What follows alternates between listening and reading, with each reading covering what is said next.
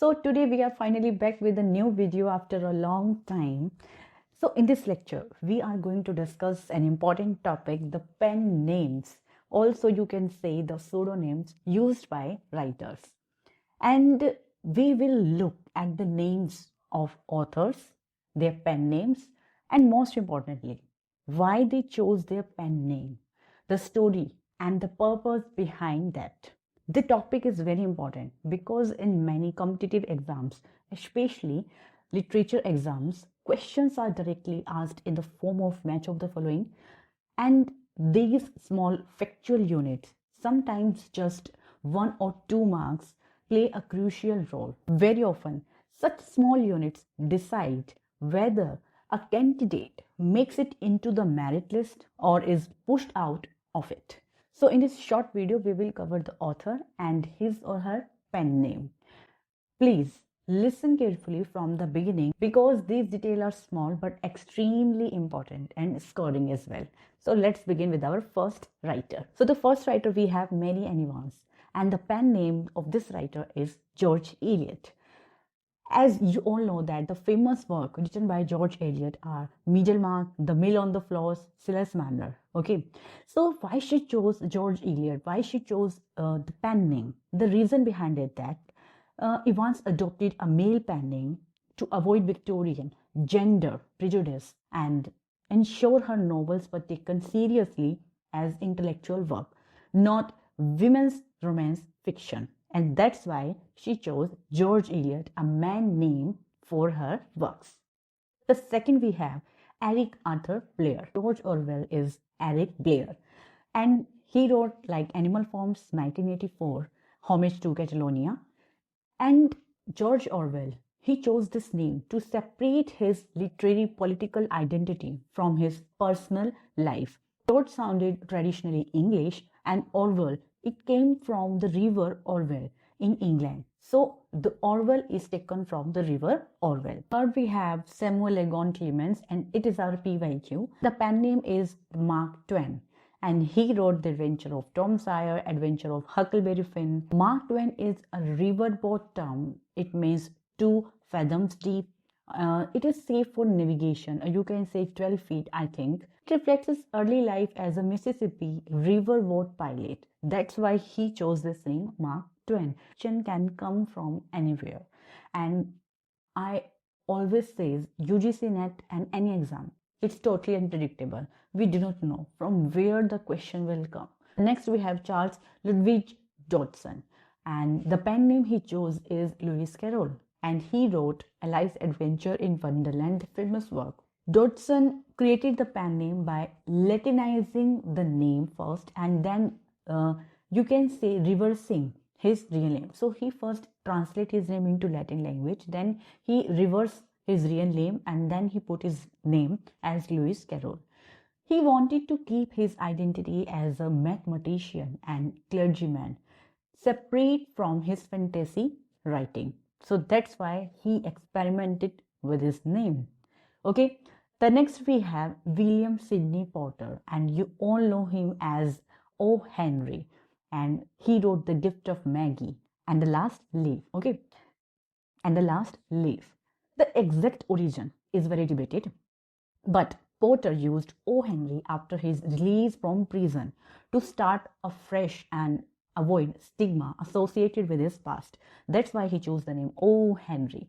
Next we have Charlotte Brontë, and you know very well that she is known as Currer Bell, and she wrote Jane Eyre. And Charlotte adopted a male pen name to escape gender bias in publishing during the Victorian era. Same as with George Eliot, and now the Emily Brontë and Anne Brontë, they are in the line.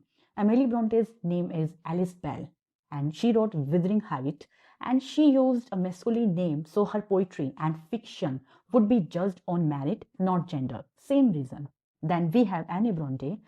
The name is Acton Bell, and she wrote The Tenant of Wildfell Hall. And all 3 sisters shared the Bell surname with her sisters to maintain family unity and anonymity. And the reason is same, to avoid gender biasness, and she chose this name. Next we have Stephen King, and the pen name is Richard Bachman, and he wrote The Long Walk.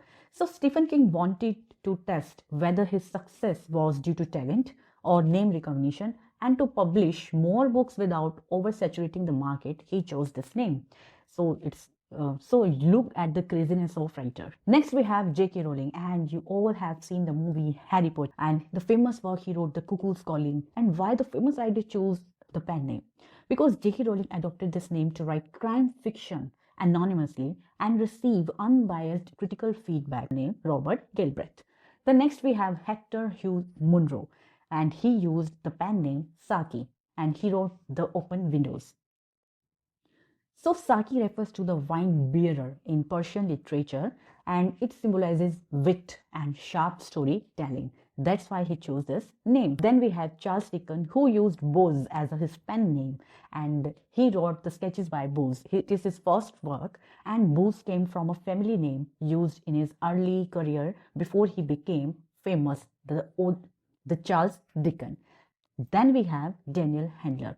The pen name is Lemony Snicket, and he wrote a series of unfortunate events, and it is created as a fictional narrator persona which blends author and character to suit the gothic and ironic tone. So that's why he chose his name Lemony Snicket.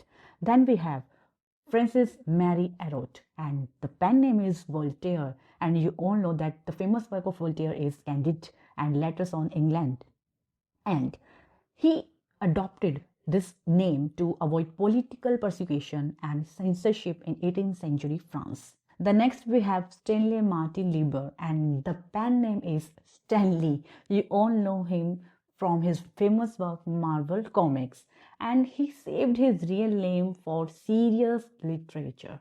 That's why he used Stanley. Then we have Agatha Christie, and she used the pen name Mary Westmacott, and she works as Mary Westmacott in Absent in the Spring, The Rose, and The Year Tree.